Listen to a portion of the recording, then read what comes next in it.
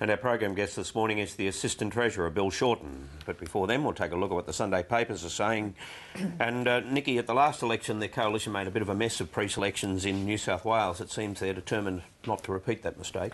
Yeah, well, there's no doubt that Abbott himself thinks that the reason he didn't win the election last time was because they didn't do as well in New South Wales as they thought.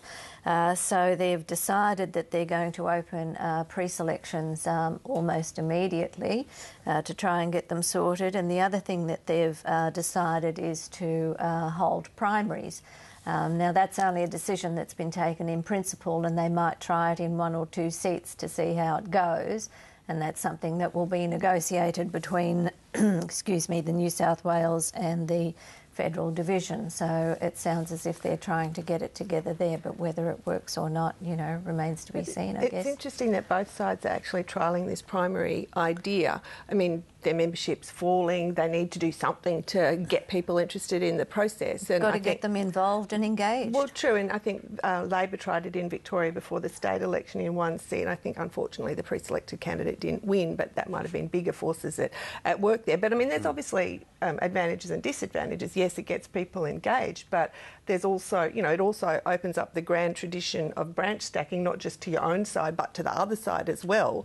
And, you know, you would have to wonder whether they want to go down the full US primary tradition with all the money that that entails for both primaries and elections. I think they're both kind of proceeding pretty cautiously. Yeah. The Tony Abbott, according to that, one of the headlines this morning, is trying to wrap this in a kind of people's power package, I guess. And it is open, right, to anybody to be a part of this process. You don't need to be a party member. If they do it, that's the case. If they do it, that's the idea of it. I mean, it also has the great advantage of doing it now that they get their candidate's name recognised, up and running, which was, as Nikki says, the problem before the last election, that they pre-selected so late in a lot of those New South Wales seats that they were really hampered. As well as very unsuitable candidates. Not only were they left late, but they were, you know, not very good, which I guess in some circumstances was probably a good thing that they weren't better known. But it opens up some really interesting issues, I think, for the political parties, because they've traditionally been sort of closed shops. They've both had rules that you have to be a member for a certain amount of time before you can stand and this sort of thing.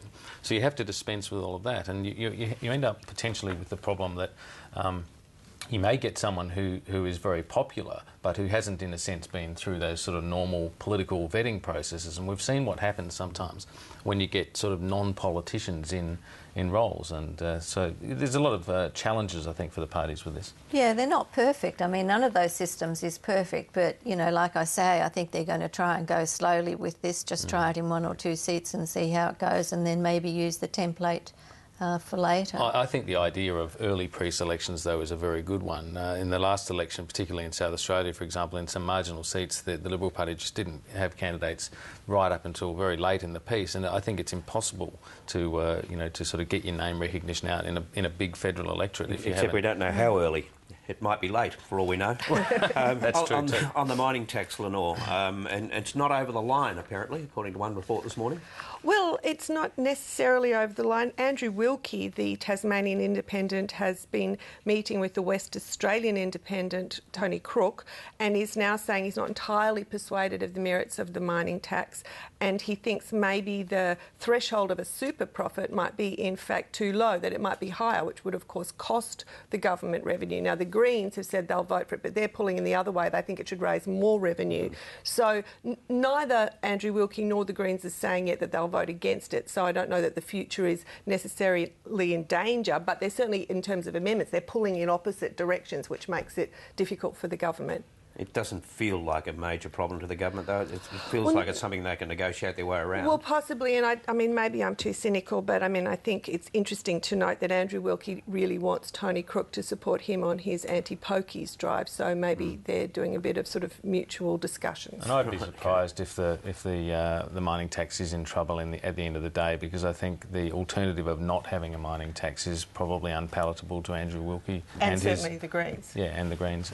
But once again, it's one more issue that should have and could have been nailed down a long time ago, and it's still going on. It was one of the issues that she nominated that, you know, had to be fixed along with asylum seekers, and it's still. Well, I think that aspect's right, but I don't think it's true to say that. I don't think you can say that you can nail down the independents before the vote, because these people are they have the whip hand in these votes, and deliberately leave it quite late in many cases before they declare their hand. But Nicky's point is a good one, though. If they don't vote on this until next year, that was supposed to be one of the issues to be tidied up this year, and it hasn't happened. No, I agree with that. And the new Premier of South Australia is out and about creating an image for himself? Yes, Jay Weatherill, the new Premier of South Australia, took over from Mike Rann on Friday, and he's gone to the state convention, the triumphant leader, being greeted by the sort of enthusiastic throng of Labor members. A different reception from the last reception Mike Rann had when he went to state convention the year before, and he had to have, by reports, a police guard because there were unionists protesting and so forth. So